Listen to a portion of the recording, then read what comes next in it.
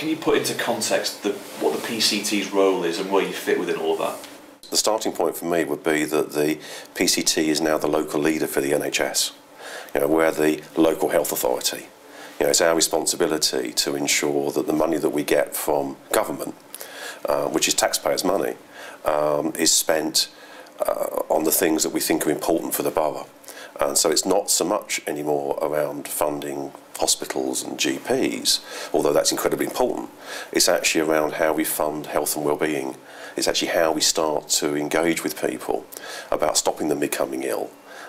Historically, the NHS has been an illness service, and I think what the PCT sees its role is actually to change that, to actually be much more now about investing in actually stopping people becoming ill. Historically, it's been a very hospital-centric service, and I think what we want to do is actually move services that don't need to be in hospital into the community. And I think that people are seeing that. There's been the reconfiguration debate about Pennine Acute and Rochdale Infirmary for some time, but the focus for the PCT is very much around what doesn't need to be dealt with in hospital shouldn't be. I suppose the other way you'd see us is I think we've been quite innovative around trying to fund different health opportunities for people, and I suppose a prime example of that is a lady I recently met who joined Weight Watchers, and we helped her to do that. And at the age of 40, she was feeling that she needed to do something about her weight and her general health, and through the help of the PCT, over the last 25, 26 weeks, she's lost 66 pounds. We've come up with pledges, and some of them are really very straightforward. It's to increase the length of life by 18 months within 5 years.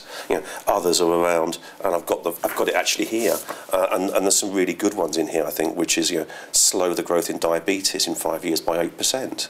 So your job in Rochdale would be different to, say, your opposite number in Southampton or Hemel Hempstead, and the sort of services you're providing will be different? Yeah, if you take Rochdale Borough, then the predeterminants of health are going to be completely different than they would be for some of the southern areas you've talked about. It goes back to the legacy of the industrial area around here, and I think that certainly from the PCT's perspective, is the big areas for focus for us are going to be coronary heart disease, the links to obesity and smoking.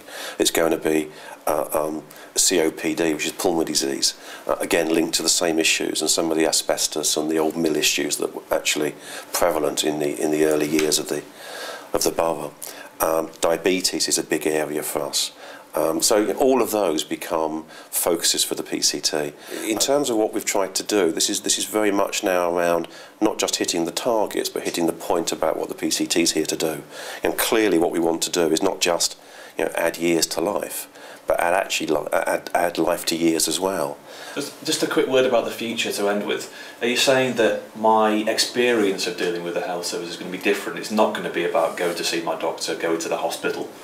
It will be different, and certainly the services will be provided by a whole raft of individuals and organisations now. The NHS has changed. It's much more focused now on actually delivering the right service in the right place at the right time, and less focused on necessarily who delivers some of those services, as long as it matches what the NHS was established to do.